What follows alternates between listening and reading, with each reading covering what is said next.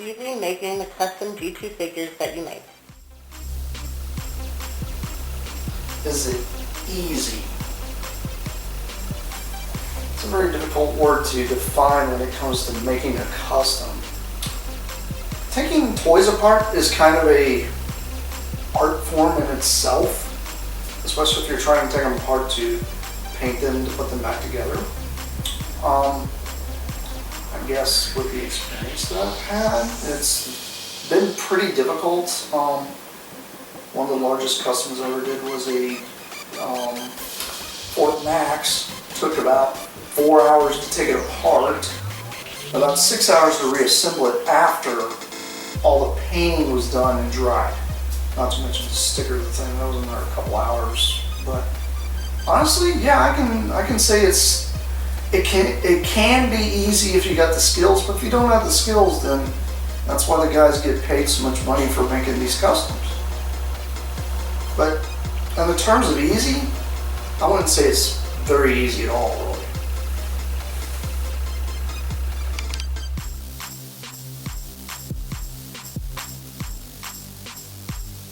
What one series besides G2 do you consider a breath of fresh ideas in marketing towards the franchise?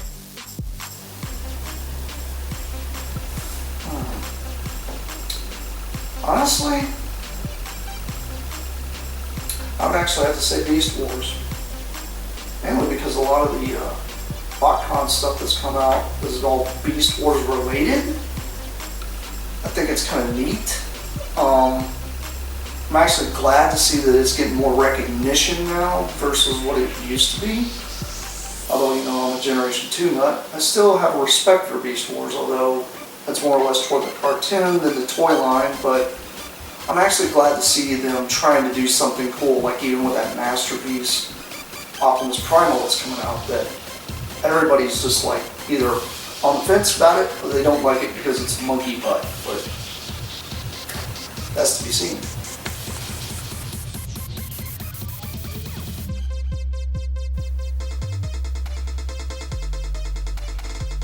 Most despised figure and or character?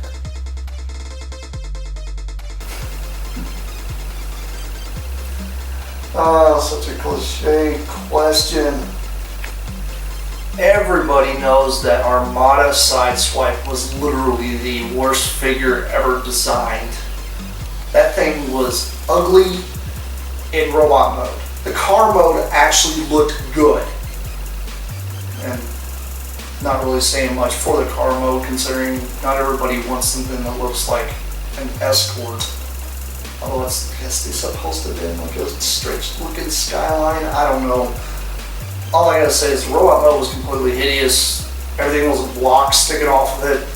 And not to mention his mini-con didn't make any sense either, especially you park a motorcycle on the back and you flip a little thing and he's supposed to fly out.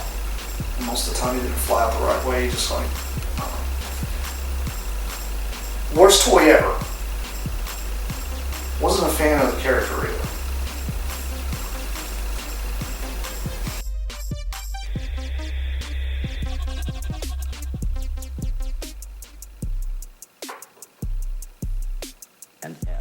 So, why G2? What appealed to you, and when did you become a G2er?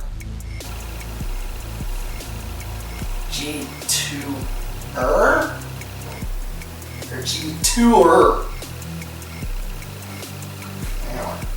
I didn't even know that was a term now. I'm a G1er, but not G2er. I guess I'm a G2er then. Anyway. Why G2? Mainly because the gimmicks.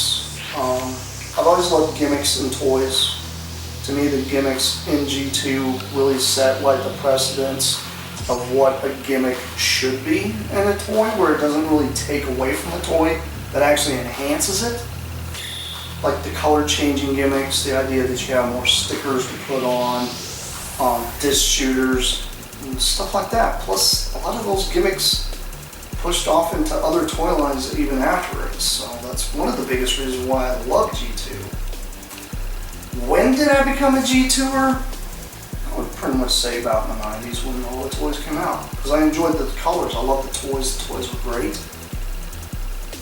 I really like the idea that they took the old Generation 1 Optimus Prime and gave it a big black trailer and a voice box just to kind of enhance it. Although it was literally the same toy, it was still fun. It was a good addition to something that kids around that age never got.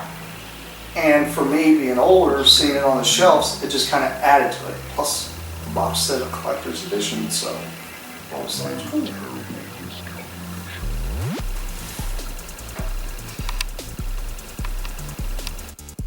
Favorite actor?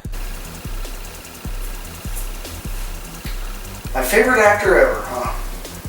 It's gotta be Harrison Ford.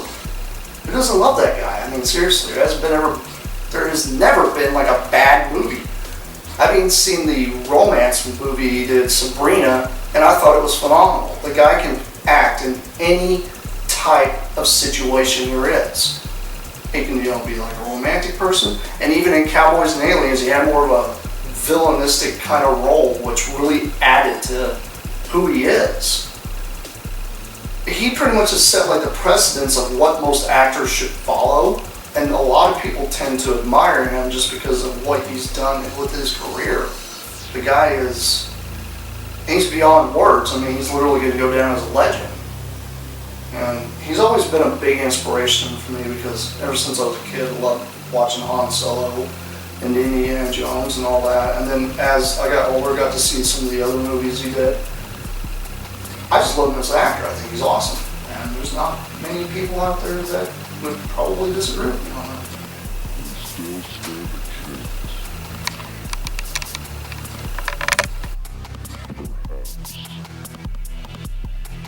Favorite Beast Wars character?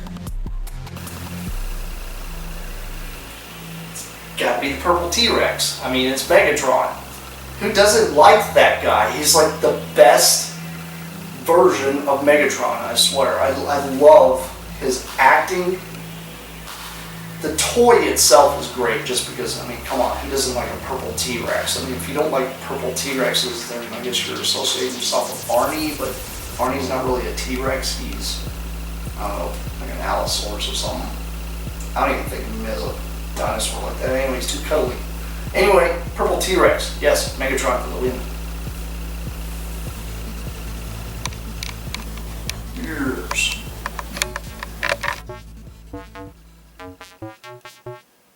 Who would win in a fight between a rabid chicken and a venomous duck?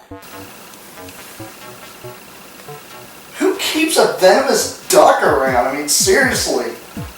Does somebody have like a cage somewhere, or I don't know, like is this some science experiment gone wrong? And a rabid chicken? I mean, come on, I guess a rabid chicken could actually exist because people have chickens all over the place. I mean, my brother's got chickens. And honestly, I think the rabid chicken would probably win because I've seen them get in squabbles and fight. They even scare me. I mean, I've never heard of a duck chasing anybody down, but a chicken, yes, chicken. I would have to go with a chicken because it's chicken. I like chicken. Not rabid though. That could end up bad. In a bad way.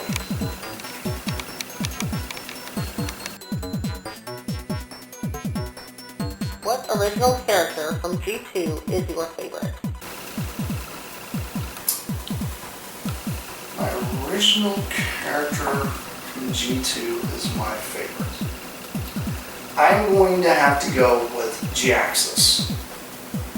Mainly because to me, in the comic book series, if you have ever read it, he is literally more powerful than Megatron. Because a lot of people kind of think, which one would probably have led the Decepticons more. If Jaxus wasn't more of a piratey kind of guy and on his own and just had his own little armada following him, I think he could pretty much overflow Megatron easily.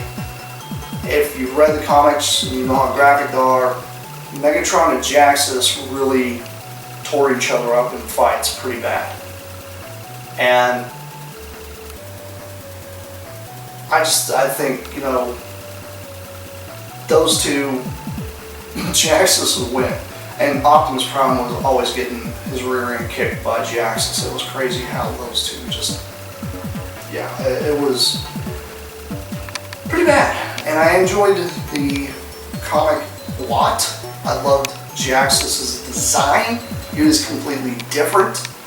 And I just like how ruthless the guy was. He just really stood out to me as probably one of the best villains in the Transformer universe. And I really wished they would do something with his character and really bring it in to be more mainstream.